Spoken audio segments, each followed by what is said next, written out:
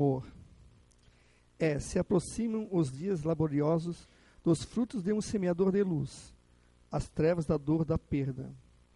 Semeava o perdão, plantou a caridade em ação no seio dos necessitados, ensinando aos materialistas o dom de doar.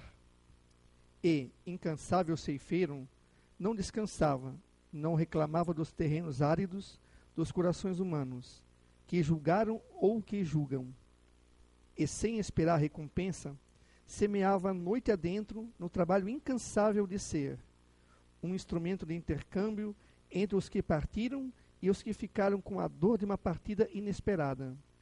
Foi o ceifeiro do amor que, incansavelmente, não parou de semear e, com espíritos, foi plantando as sementeiras literárias, os conceitos espirituais para os que, vivendo na terra, padecem da aridez da ignorância e da secura da água refrigéria do entendimento.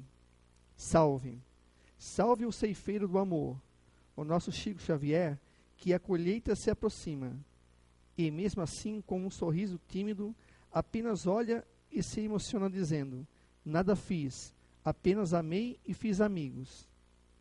Quanta humildade e serenidade de uma alma boa, que veio plantar o amor, um sentimento sublime e natural.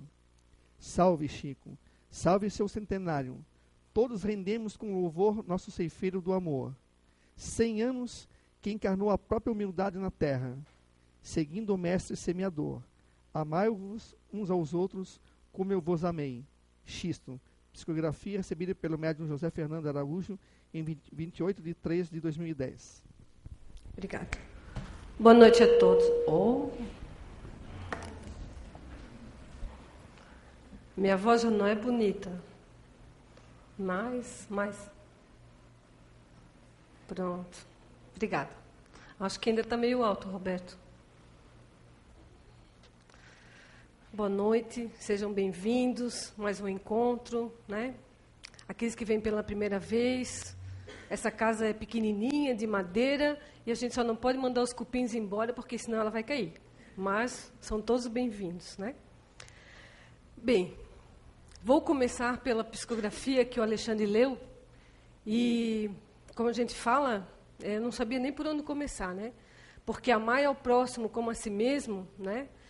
Na nossa leitura, nas letras, nos livros, é compreensível, é bonito, a gente se emociona quando a gente lê essas palavras, né? Mas a prática delas ainda é meio difícil para nós, para todos nós voluntários, trabalhadores da comunidade, frequentadores, enfim.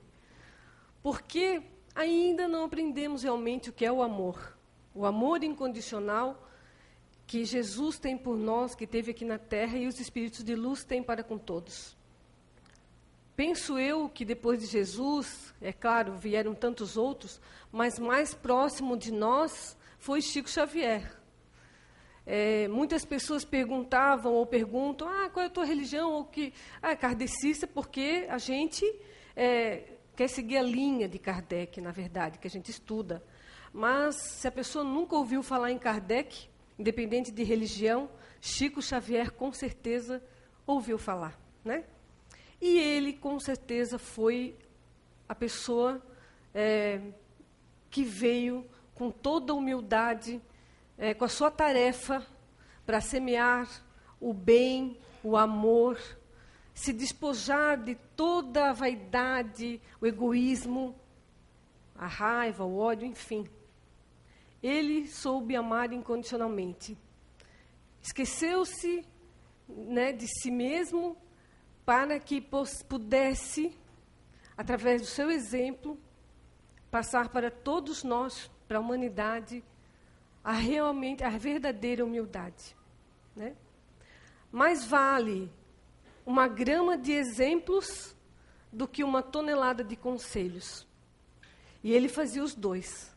E, através do seu exemplo, ele conseguiu plantar em vários corações a vontade de querer melhorar, a vontade de querer se conhecer, a vontade de querer aprender e acreditar que existe uma vida após esta vida terrena. Que não somos só carne, somos espíritos imortais e viemos para aprendermos, para nos melhorarmos, para amar. É difícil falar em amor quando a gente não consegue ainda saber o que é o amor de verdade, né? O amor de pai, o amor de mãe, o amor de marido e mulher. Mas esse amor é muitas vezes prejudicado pelo nosso egoísmo, pela nossa falta de sensibilidade, porque se amar ao próximo é se amar, e quando Jesus disse que amar é a natureza, são também os animais, enfim, que a gente tem que amar todas as coisas vivas. E o planeta, a nossa terra, a nossa natureza. E nós fazemos parte dele, não temos como fugir. E transcende muitas vezes o nosso entendimento da nossa psique humana, que não entendemos ainda como funciona realmente essa palavrinha amar. Muitas vezes, os nossos relacionamentos são dificultosos, não são harmônicos por falta de humildade. Porque o nosso orgulho ainda muito enraizado no nosso perispírito, o nosso materialismo, que muitas vezes ele está acima de qualquer dos nossos sentimentos. Quando, lá atrás, o homem na terra, na idade da pedra, a gente dizia que o homem tinha instintos, né? Aí depois, com o passar dos anos, das reencarnações, os homens tiveram sensações. E depois, aprendendo, reencarnando e reencarnando, como todos nós dizemos que aprendemos a ter sentimentos. Mas, muitas vezes, não sabemos ainda como lidar com esses sentimentos. E usamos de forma errônea para o nosso dia a dia. Muitas pessoas se magoam por coisas muito fúteis, com muita facilidade. E essa mágoa, ela demora para passar. Muitas vezes, elas enfrentam encarnações e reencarnações. Mas, essa mágoa, durante muito tempo dentro de nós, ela vai se tornando em raiva, em ódio, em ira. E a gente só faz mal para nós mesmos. A gente não consegue dimensionar o tamanho, o sentimento que causa os estragos através dos nossos pensamentos também. Como disse André Luiz, usando uma frase de Shakespeare, guardar mágoa é como tomar veneno e esperar que o outro morra. Né? Ou seja, a gente se magoa, a gente se melindra, a gente sofre, a gente adoece e espera que aconteça alguma coisa com o outro. Isso é a lei de causa e efeito, ação e reação. Então, todo a nossa ação, as nossas palavras, elas vão ter uma reação de alguma forma, positiva ou negativa. Então, antes de nós falarmos, de nós agirmos, nós devemos de pensar que depois desse acontecimento vai gerar uma reação. E a gente deveria de analisar essa suposta reação. Se a gente gostaria de estar no lugar daquela pessoa, se eu vou estar pronta realmente para receber de volta aquilo que eu joguei. E essa mágoa contida durante muito tempo acarreta nas nossas doenças e ela afeta o nosso corpo físico E o nosso corpo físico, ele é ligado célula a célula no nosso perispírito. O nosso perispírito é a única coisa que a gente vai levar conosco, porque ele é o corpo do espírito. Cada célula nossa, prejudicada, doente, por conta dos nossos maus pensamentos e sentimentos, das nossas atitudes, das nossas ações, elas são exatamente prejudicadas, uma célula do perispírito. Podendo essa doença permanecer em várias reencarnações, até a gente realmente solucionar essa questão do perdão, de ser mais sensível, de realmente pensar no próximo. A gente fala de amor, amar ao próximo, e a gente não se ama. Uma prova disso é que muitas vezes a gente faz tudo pelo outro. Talvez muitos de vocês que aqui estejam possam estar pensando que realmente são boas pessoas, que cuidam de pessoas idosas, de pessoas doentes, enfim, são o esteio da família, que nada vai acontecer se vocês ali não estiverem. Vocês se excluem da vida que deveriam estar vivendo para viver a vida do outro, incondicionalmente. Mas quando Jesus disse amar ao próximo como a si mesmo, nós também deveremos primeiramente nos amar. Porque se eu não conseguir me amar, me respeitar, eu não vou fazer com que a outra pessoa faça isso comigo, me respeite. E quando nós somos permissíveis por muitos e muito tempo, quando uma pessoa usa a gente como se fosse um tapete para limpar os pés, chega uma época da nossa vida que a gente não vai saber como sair. Porque sempre foi assim. E sempre será assim se nós quiséssemos, se nós deixarmos isso continuar a acontecer. Muitas pessoas, às vezes, em hora errada, falam as coisas. A gente tem que ter discernimento. Muitas pessoas procuram dar paz para os outros, mas não têm a sua paz interior. Muitas pessoas trabalham o dia inteiro, fazem cursos, cuidam dos outros, enfim, mas não querem voltar para suas casas. Por quê? Se dentro da minha casa não está bem, em qualquer lugar que eu vá, não está bem.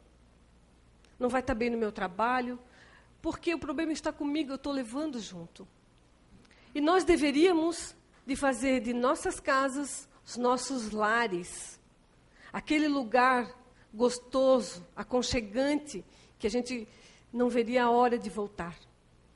Para que lá tivéssemos o nosso realmente conforto, o nosso lar de paz, de harmonia.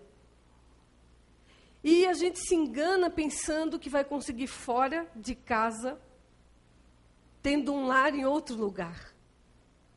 Enquanto nós não resolvermos aquilo que está nos incomodando, em qualquer lugar que nós formos, a gente nunca vai estar bem. Então, tem uma historinha, um conto indiano, que existia num determinado lugar uma serpente venenosa, que ninguém passava por lá com medo de ser atacado. E essa história se espalhou pela Índia, então veio um santo homem a serviço de Deus para passar nesse lugar onde estava essa cobra para ver o que ele poderia fazer. Pois bem, adentrando naquele lugar, a cobra encontrou-o e atacou-o. Mas ele conseguiu se livrar da cobra.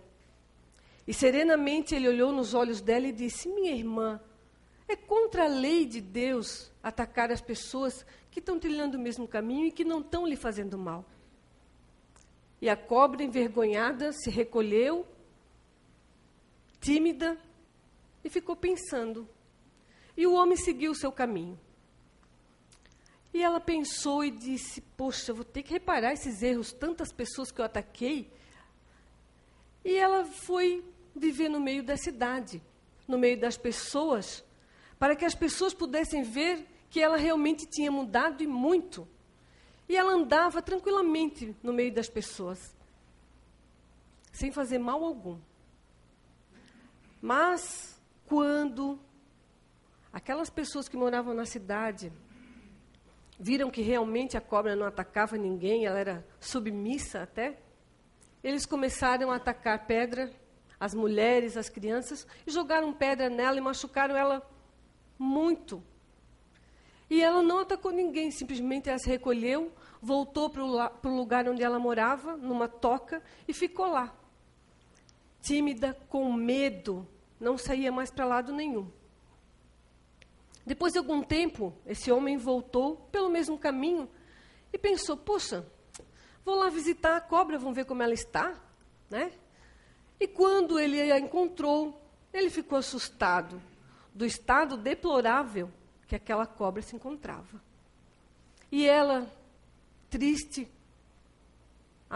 bem magoada, falou para ele tudo o que havia acontecido e contou a sua história. Daí ele ficou pensando e disse, olha, alguma coisa está errada, você não entendeu o que eu falei. Você não entendeu. Eu disse para você, minha irmã, que era para você não atacar as pessoas que estavam trilhando o mesmo caminho, vivendo na natureza, querendo as coisas boas, que não fosse atacar você. Mas eu não disse para que você afugentasse as pessoas más. Você não precisaria atacar como você fazia antes, mas você não precisaria deixar que fizesse com você. Quando uma pessoa má se aproximasse, você deveria mostrar os seus dentes, né? Ia soltar seus silvos, e aí a pessoa ia embora, ia ficar assustada. Você ia viver tranquilamente, a pessoa também não ia fazer mal para você. E o que a gente faz com a nossa vida diante dessa história? A gente quer ser a boazinha, a pessoa admirada por todos, e apanha igual essa cobra. E aí a gente volta para o nosso canto, fica doente, adoece, procura os médicos, e não tem nada, e não acham nada nos nossos exames, e é a nossa tristeza que está acabando com a gente. Então, amar incondicionalmente é impossível se a gente não se amar. Se a gente não cuidar do nosso corpo, que a gente tem o dever de fazer isso. E a nossa mente tem que estar sadia. A gente não tem que ser essa cobra. A gente pode, sim, ter os nossos pensamentos, as nossas atitudes. A gente tem que se defender. Porque, infelizmente, ainda existem espíritos da era das cavernas entre nós. Encarnados e desencarnados. Os encarnados que deixam se influenciar pelos desencarnados, que têm ainda esse sentimento de revolta, de guerra, porque não acreditam que existe a felicidade. Mas quando todo mundo conseguir realmente fazer a sua reforma íntima, conseguir se colocar todo dia um pouquinho, porque essa mudança, ela não pode ser também repentina, porque ela não vai ser de verdade. Nós temos uma certa idade que a gente vinha aprendendo, mas a gente não vinha praticando. Porque o nosso lado moral ainda está engatinhando, está se iniciando. E é nesse século que veio o espiritismo mais forte para cobrar esse nosso lado moral. E eu queria deixar aqui para vocês os dois mandamentos, o primeiro e o segundo mandamento, que o primeiro é amarás teu Deus sobre todas as coisas, com toda a tua alma e o teu amor. E o segundo, amarás ao próximo como a ti mesmo. Se nós conseguirmos cumprir esses dois mandamentos, os outros 8 mandamentos se cumprirão por si só, porque serão a consequência dos nossos atos, que a gente vai ter sem medo da lei de causa e efeito. Teremos que ter mais fé, acreditar em Deus, acreditar que a gente pode sim ser feliz, se amando e ajudando o outro, mas tem que ser incondicional. Eu não posso querer só ajudar e não cuidar de mim. Eu não posso ser saco de pancada de ninguém, porque eu não vou ter moral para falar que eu ajudo alguém se eu não consigo me ajudar. Se a gente não se amar, tudo que a gente faz vai por água abaixo, porque quando a gente chega no mundo espiritual, nós vamos ser cobrados de tudo isso que a gente deixou de fazer por nós mesmos. Muito obrigada, fiquem com Deus.